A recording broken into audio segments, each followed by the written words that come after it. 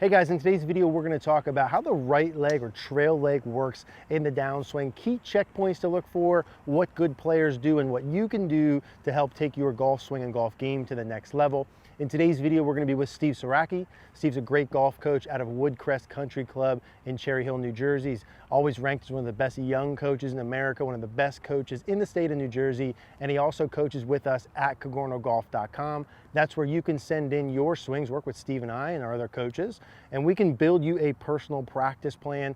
You can access everything we have, all of our master classes, practice routines, and feedback. Awesome Facebook community. Would love to see you at KogornoGolf.com. We'll put that info down in the description down below. Let's get the video started.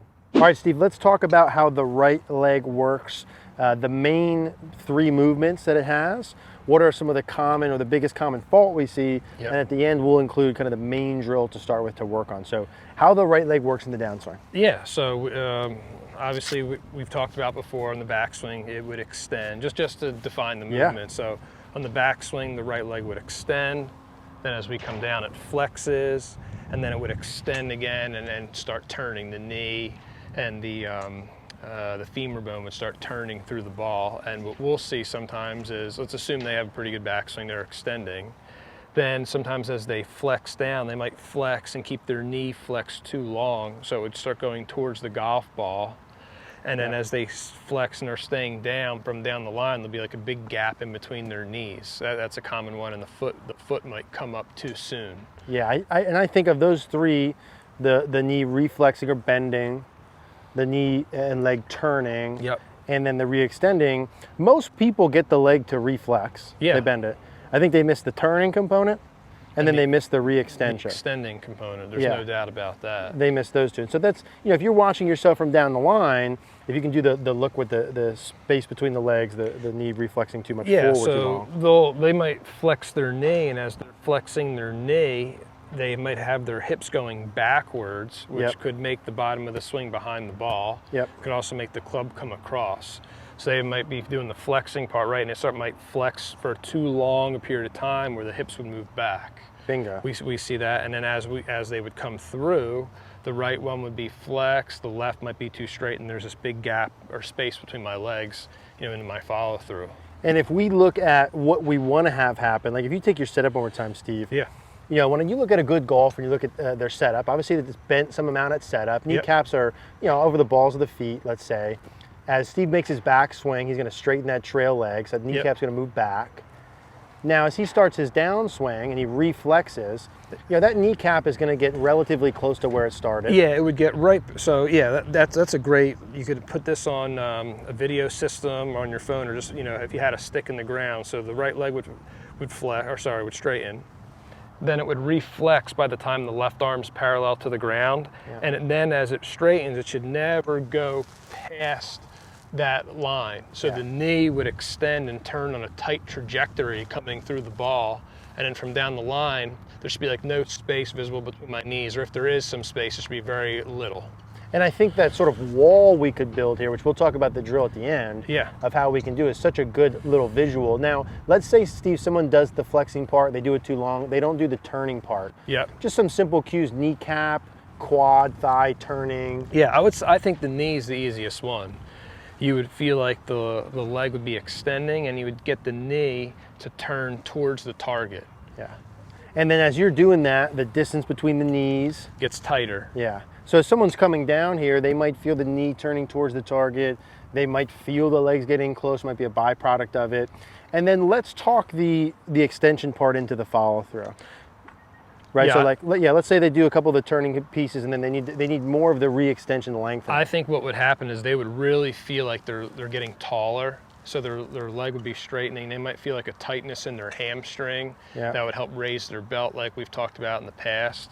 But they would really feel like a stretch, so the leg's extending, and as the leg's extending, like we said before, it keeps turning, and you're going to feel really tall and really stretched in the lower body. That's how I would think the feel would be. And as they work through, to your point, if you could take your setup one more time. Yeah. What Steve's saying too about the hips getting higher, right? If we looked at where his belt buckle or hips were when they started, and just do like a little slow motion follow through, to where he gets, his hips and lower body, his hips or belt line has gotten higher from his legs straightening. Yeah, from the leg extending. Right? Absolutely. And so I think a lot of people don't kind of think that part through too, of into the follow through, your legs should be extending, both of them. Yes. Straightening, extending as your hips get higher when you work through, and that's sort of the re-extension part of the leg. That gives you a lot of power.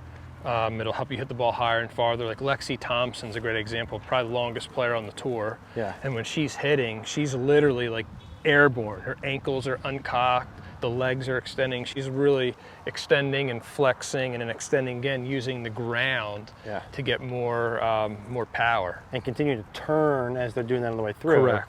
Now, and I think there's a one-to-one. The players who have the legs the most extended in the follow-through, generally speaking, produce the most club head speed, hit it the farthest. Correct. Big power move. Right. So let's pause for a second, and then let's talk about the main drill you guys can do to start to practice this.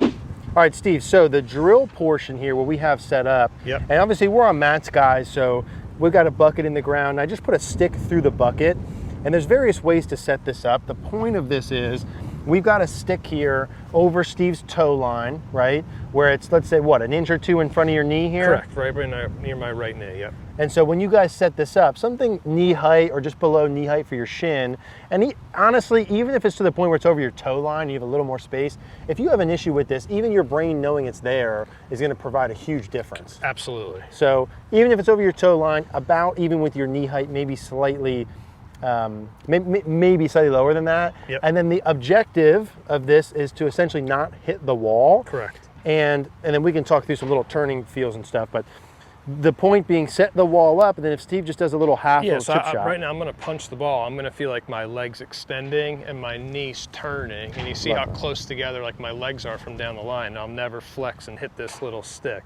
So I'll just punch the ball out there, a short one. That's perfect. Right, you can see how extended my leg is, and there's no turn. My knee is fully turned facing the target. The 30-second version, right, Yeah. is like straighten the leg, turn the knee. Correct. Straighten the leg, turn the knee, stay inside the wall. Right. That'd be the minute version of this video. Yes. So that's how the trail leg works.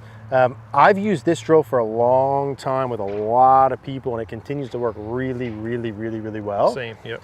And I think those two key parts of straightening the leg, turning the knee, using video from down the line to check that will help you guys with how the leg works, and then you'll see the added benefits beyond that with more solid impact, more distance, hit the ball farther. And shallower descent. Yeah, all good things again. Yes. So if you guys have any questions, as always, leave a comment down below. Hey guys, thanks for watching today's video. If you liked the video, do us a favor, click that like button down below, click the subscribe, and please comment. It really does help our channel out. YouTube likes that, sends our videos out more so we can continue making videos for you guys. Would really appreciate that. If you do like these YouTube style videos, we're gonna put a card on the screen for a very similar video that you might enjoy. If you do wanna work with Steve and I and our coaches at KogornoGolf.com, we'll also put the Cogorno Golf logo on the screen. You could click that. We'd love to see you there.